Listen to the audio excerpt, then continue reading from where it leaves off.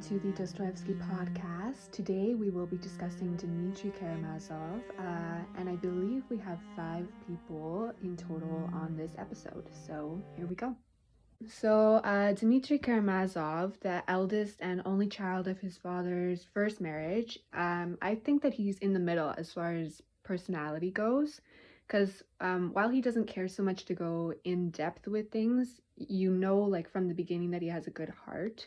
Even though that his morality lays base for his actions, like he believes in justice and resurrection, I think that money is like his biggest influencer.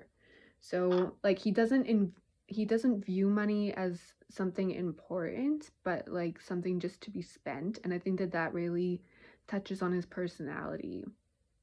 And because he's not entirely Christian, but nor is he atheist, so it gives us sort of the in-between of both of his brothers.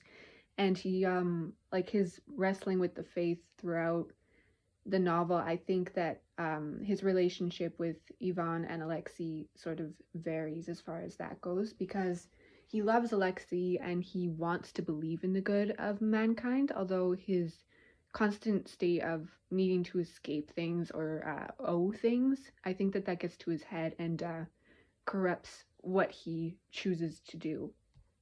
So I think that that's sort of a perfect reflection about what a lot of people suffer these days. And yeah.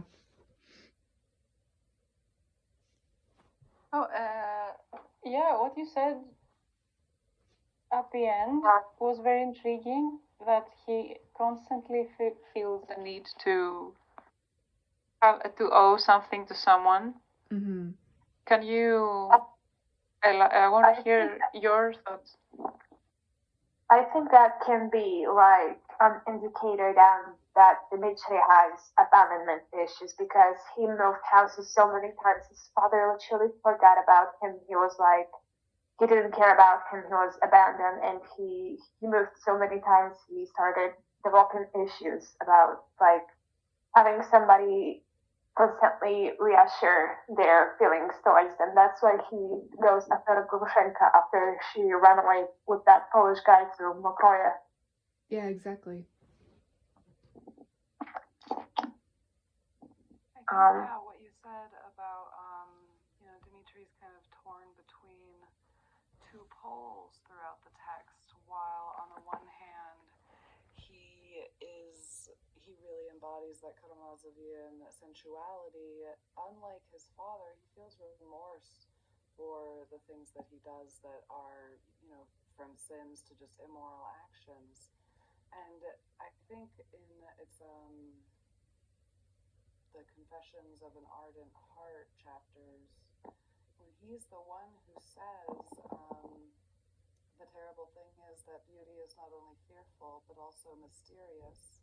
Here, the devil is struggling with God, and the battlefield is the human heart. And I think he's really talking about what goes on inside of himself in that moment. Like, he's got a devil and a God in his heart battling, and we witness that struggle. Yeah, he's really the battlefield, right? He's in the middle. Yeah, he's definitely torn between these two struggles that most humans, I think, feel, with our animality or our morality, and he really struggles with that throughout. But I think we see, like, in his trial, he really, even though he's wrongfully convicted, he comes through it wanting to do better and be better. It's an interesting conversion moment there, because it's not like he actually did it, but there is something he feels he needs to atone for in his life. Yeah, exactly.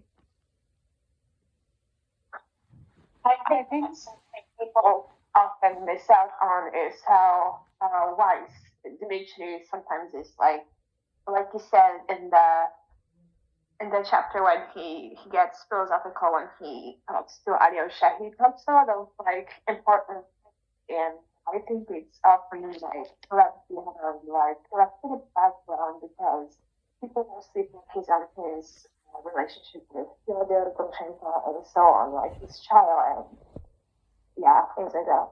Mm-hmm. I think people view him as a sensualist, and that his wiseness is missed out on. I don't know. Yeah, exactly. Yeah.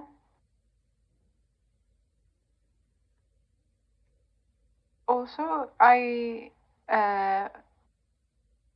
think that Dmitri, what he does, I think he's the most removed of the brothers. Like, he's very removed from the situation.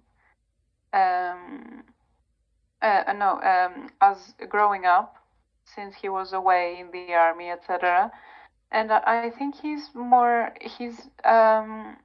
even though at first glance, as you said, most people view him as a sensualist, and they sometimes feel like he's the most who is like their father.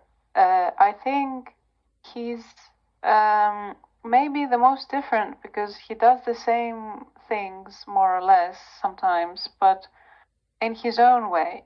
Even like when they talk about at some point about the Karamazov blood and how it makes everyone in the family, it's like a generational curse, like the Karamazov blood carrying a certain cursed vivacity.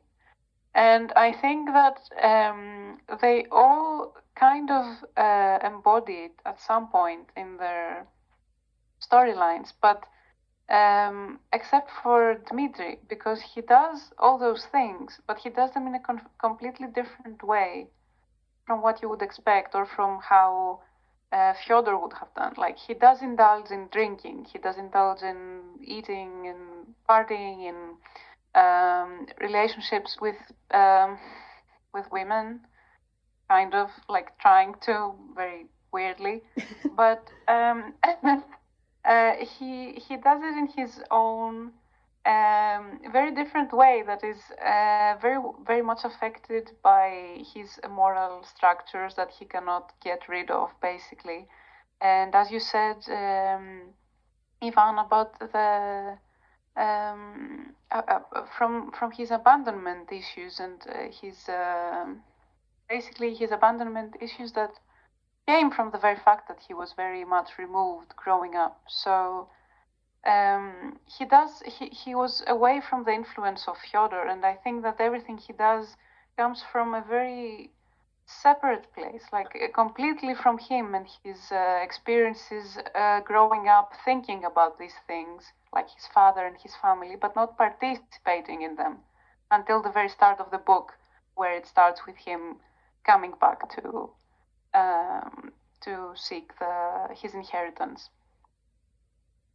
Yeah, exactly. That's a good point. Yeah, also, I think that Mitya would have a similar career to Ivan's if he got to finish school, because he obviously didn't finish school and had to go to a military one instead, because I think that he was moving or something, or I think that himself moved away to Paris and he didn't have money to continue school, which is actually kind of sad because I think he did education just like his brothers did, but yeah, the conditions he lived in didn't allow him to get proper education, which is really sad because, as we see often in the book, Dmitri is a really wise and insightful man. He just never got to get proper education. Yeah. Yeah, that is. I'm very glad that you caught that part of him and mentioning it and bringing it to the forefront, because you are right that it goes unnoticed, and it's very sweet that you're talking about it. And he is, I agree, he is very smart, very wise, as you said. I think that if we look at it from like the context of the times, he would have been so much different indeed if he had been in upper education environment. But on the other hand, I think he would have gotten in the same shenanigans as he did in the army. I think as a student, his more chaotic side that he does have would also emerge. And well, if he hadn't, for example, participated in brawls and duels and stuff in the army, he would have done it in university, I feel. Like he would obviously have a very different life, but I think he would still have done all those things, just in a different font, so to speak. Absolutely, yeah. Yeah. I think that's one of the defining traits of Mitya's character. He's very impulsive and makes a lot of decisions he might later regret, like we see with the whole let's see, okay, he didn't exactly regret the party, but you know what happened before he punched Grigori, and then he started was like, hey, this guy took the other. I'm sorry, the last part was cut off and I couldn't hear what you said. Sorry. I mean, like, he often makes decisions he regrets later, like, for example, punching Grigori, which later led to him testifying against Dmitri in the court. Yeah. He thinks he killed somebody in that moment when he's running from his father's house, when he hits Grigori. Yeah. And that's what he's that night when he's having that party with Grushenka and the former indisputable one, etc. Like, he thinks he's murdered someone. He's prepared to trigger warning suicide. He's prepared to kill himself at dawn. Yeah. I think he does it all of the party thing that he does at the Skvoresniki, if I'm not wrong, the place. Mm-hmm. That's from Demons. Oh, sorry. What is it called? What is the... yeah, mockery. Yeah. Sorry. Messing up the... So yeah, I think he sees it as sort of a dark mass, kind of like he's as if Grushenka would be like the Grail, and like the whole feast is like a Dionysical, like delving into the darkest, most horrible, like feelings of thinking that he has killed someone, and then participating, like creating this huge feast with dancers and alcohol and confronting everyone. I think it's like it reads like a celebration that leads to a sacrifice. Like, it's a dark mass, and then he becomes the sacrificial lamb, and he kills himself. I think, like, it has a kind of a transformative, like, for him, like the seal upon his spiritual demise, and in the end he's completely giving himself away, killing himself. Like, he didn't do it, obviously, but like I think the way this whole thing reads is like this, to my mind. I think that's a perfect way to put it, yeah. Because he's sort of, it's almost like an allegory in that way, like the sacrificial lamb and everything in this huge party, because he obviously feels regret thinking he'd killed Grigory, but the fact that he indulges afterwards, I think, speaks perfectly to his character and his morality, right? Because he parties anyways, and it's sort of interesting that way, the contrast in action. Yeah, no, totally. Like, he's like, that's what I meant about the Dionysical aspect of it. Like, something horrible is going on, but it's not like he is able to party like he would when he was a young soldier. He's like orchestrating this whole thing as the last act in a play, like, where everything becomes